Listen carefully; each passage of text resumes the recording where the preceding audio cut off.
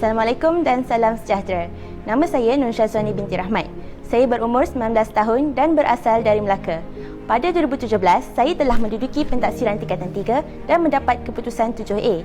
Dan pada 2019 pula, saya telah menduduki sijil peperiksaan Malaysia dan mendapat keputusan 5A. Kini, saya merupakan seorang penuntut di Kolej Matrikulasi Melaka dalam jurusan Sains Modul 2 program 1 tahun dan bakal menamatkan pengajian saya pada pertengahan Jun 2021. Saya bercita-cita untuk menjadi seorang pemrogram komputer atau lebih dikenali sebagai programmer. Oleh hal yang demikian, saya berhasrat dan merancang untuk melanjutkan pengajian saya ke peringkat ijazah sarjana muda dalam bidang teknologi maklumat di Universiti Kebangsaan Malaysia, Selangor. Saya berminat dengan bidang teknologi maklumat di Universiti Kebangsaan Malaysia kerana universiti tersebut mempunyai pembelajaran yang fleksibel serta pendedahan kepada komuniti dan isu industri. Belajar di fakulti ini juga akan berpeluang untuk terlibat dalam track entrepreneurship dan seterusnya menjadi technopreneurs. Saya mula berminat dalam bidang komputer sejak bangku sekolah rendah lagi dan mula menceburi dalam bidang ICT di sekolah menengah dan seterusnya di tahap matrikulasi. Selain itu, saya mula mempelajari cara-cara menggunakan Microsoft Office dan penggunaan Java di peringkat matrikulasi. IT merupakan bidang yang luas dan meliputi semua bentuk teknologi yang digunakan untuk mencipta, memproses, menyimpan dan menggunakan maklumat dalam pelbagai bentuk seperti data perniagaan, mesej suara, imej pegun, filem dan persembahan multimedia. Mata pelajaran yang termasuk dalam bidang ini ialah penciptaan perisian, pengaturcaraan, sistem maklumat perniagaan dan pengurusan, sistem pengurusan pangkalan data, reka bentuk grafik, animasi, multimedia, reka bentuk laman web, sistem rangkaian, kejuruteraan perkakasan, sistem komunikasi data dan sistem komputer digital. Seterusnya, saya juga aktif dalam bidang kepimpinan dan aktiviti kesukanan yang melibatkan fizikal dan mental. Antara jawatan tertinggi yang pernah disandang oleh saya adalah saya pernah menjandang jawatan naib individu Jawatankuasa Perwakilan Pelajar Kolej Matrikulasi Melaka bagi sesi 2020-2021 dan Ketua Biro Perhubungan Luar Jawatankuasa Perwakilan Pelajar bagi sesi 2019-2020. Ini bermakna saya telah memenangi kerusi pilihan raya kolej sebanyak 2 kali berturut-turut. Seterusnya, saya juga bergiat aktif dalam bidang kurikulum. Sebagai contoh, saya mempelajari sivil silat gayung selama 3 tahun. Selain itu, saya juga mahir menggunakan perisian komputer seperti Microsoft Word, Microsoft Excel, BlueJ dan mengedit video. Matlamat saya setelah tamat pengajian ijazah sarjana muda, saya ingin menceburi alam pekerjaan dalam bidang teknologi maklumat di syarikat yang menawarkan bidang ini.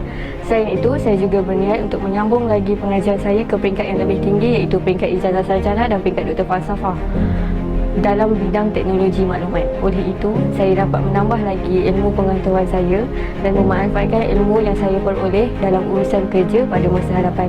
Dengan itu, saya dapat meningkatkan lagi prestasi kerja saya dan sentiasa menghasilkan kerja yang memuaskan.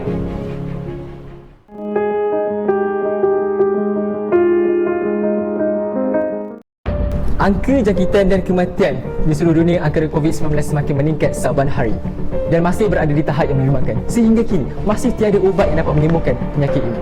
Namun, kita bersyukur pada hari ini kerana terdapat saintis dan pakar dalam bidang perubatan di seluruh dunia berusaha keras untuk menemukan vaksin berfungsi sebagai pencegah penyakit ini. Antara vaksin yang telah berjaya dikeluarkan dengan mendakwa keberkesanannya sehingga 90% adalah vaksin Pfizer BioNTech. Kita swaya menghargai tindakan pihak kerajaan yang telah membuat perjanjian bagi mendapatkan vaksin pada 24 November 2020 melalui Kementerian Kesihatan dengan syarikat farmaseutical Pfizer untuk mendapatkan bekalan vaksin COVID-19.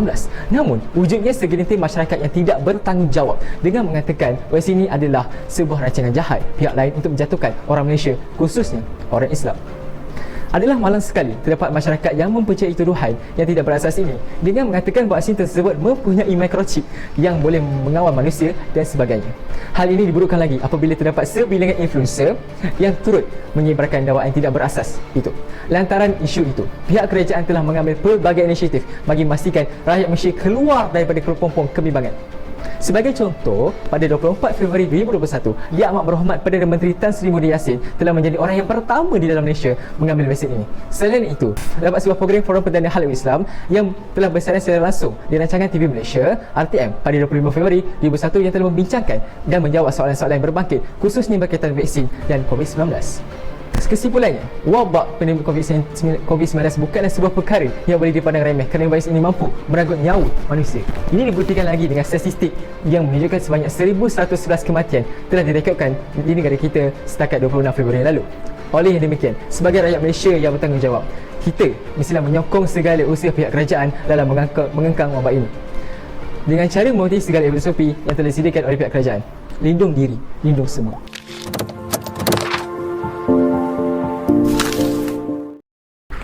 Pertama sekali, antara usaha yang boleh dilaksanakan bagi menaikkan semangat sayang akan negara dalam kalangan masyarakat ialah kerajaan perlu menyelaraskan silibus kelas moral dalam kalangan pelajar sejak di bangku sekolah rendah lagi.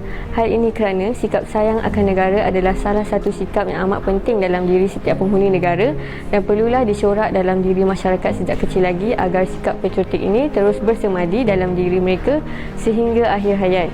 Peribahasa Melayu ada menyatakan, meluntur buruh biarlah dari rebungnya. Jika masyarakat sudah dididik daripada bangku persekolahan betapa pentingnya sikap sayangkan negara, pasti perkara-perkara yang bahkan merendahkan martabat Malaysia di mata dunia tidak akan dilakukan. Oleh itu, kerajaan perlu bersinergi bagi merealisasikan usaha dalam meningkatkan sikap sayangkan negara demi kelestarian hidup berbilang kaum di negara ini.